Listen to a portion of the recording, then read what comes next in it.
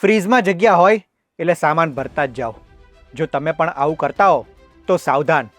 મોટાભાગના લોકોને એવું લાગે છે કે ફ્રીઝમાં જેટલો સામાન વધારે રાખીએ, જેટલો ખોરાક રાખીએ એટલો ખોરાક લાંબા સમય સુધી સારો રહે. પણ હકીકત બિલકુલ અલગ છે.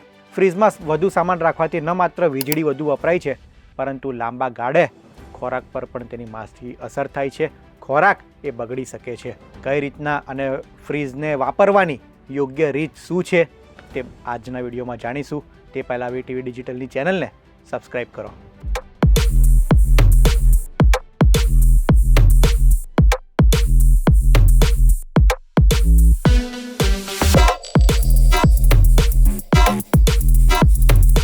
આજના જમાનામાં ભાગ્યે જ કોઈ એવા ઘર હશે જ્યાં ફ્રીઝ નહીં હોય, કારણ કે ફ્રીઝ એ આજે સુવિધા નહીં પણ જરૂરિયાત બની ગયું છે. પણ કેટલાક લોકો ફ્રીઝને સ્ટોર રૂમ બનાવી દે છે, એટલે કે બિનજરૂરી સામાન ભર જ કરે છે.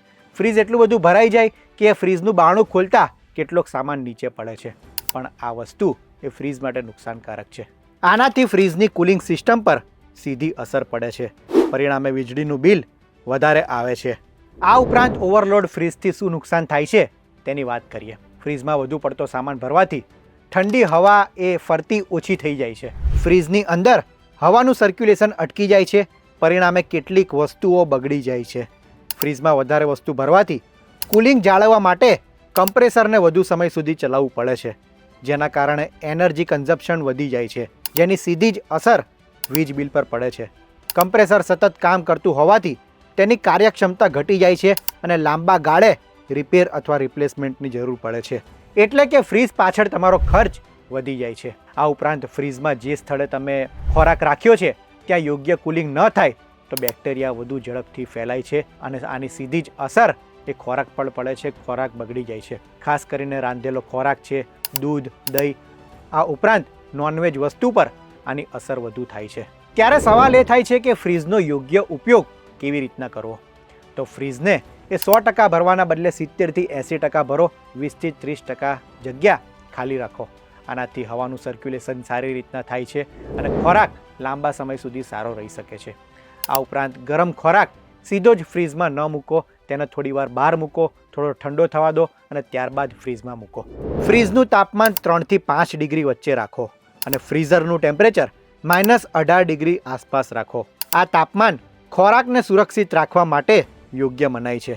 દરવાજો વારંવાર અથવા લાંબા સમય સુધી ખુલ્લો ન રાખો, કારણ કે આનાથી ઠંડી હવા બહાર નીકળી જાય છે અને કમ્પ્રેસરને ફરી વધુ મહેનત કરવી પડે છે. શાકભાજી, ફળ, દૂધ અને રાંધેલા ખોરાકને અલગ અલગ સેક્શનમાં રાખો. ફ્રીઝમાં રાખેલી વસ્તુને સમયાંતરે ચેક કરો. જો કોઈ વસ્તુ બગડી ગઈ છે તો તેનો તુરંત જ નિકાલ કરો. આ ઉપરાંત જે ખોરાક જૂનો થઈ ગયો છે તેનો ઉપયોગ પહેલાં કરો. ફ્રીઝના પાછળના ભાગમાં હવાના વેન્ટિલેશનને કોઈ પણ વસ્તુથી ઢાંકશો નહીં. દર મહિને એક વખત ફ્રીઝ સાફ કરો અને ડોર ગાસ્કેટ સારી રીતના બંધ થાય છે કે નહીં તે પણ તપાસો. ફ્રીઝ માત્ર ખોરાકને ઠંડુ રાખવા પૂરતું સાધન નથી, પરંતુ ખોરાકને સુરક્ષિત રાખવાની પણ જવાબદારી નિભાવે છે. જો તમે ફ્રીઝમાં વધુ આઇટમ ભરો છો, વધુ વસ્તુઓનો સંગ્રહ કરો છો, તો ન માત્ર વીજળી બિલ વધારે આવે છે, પરંતુ ફ્રીઝનું આયુષ્ય પણ ઘટી જાય છે. તો તમારે ફ્રીઝને આજે ચેક કરો. ફ્રીઝમાં વધારે પડતું બિનજરૂરી સામાન કાઢી નાખો, જેથી ફ્રીઝનું આયુષ્ય પણ વધે અને તમારા વીજળી બિલ પર પણ અસર થઈ શકે. આ વિડીયો તમને કેવો લાગ્યો તે અંગે તમારા પ્રતિભાવ અમને જરૂર જણાવશો અને આવા જ ઇન્ફોર્મેટિવ વિડીયો માટે વીટીવી ડિજિટલ જોતા રહો. ધન્યવાદ.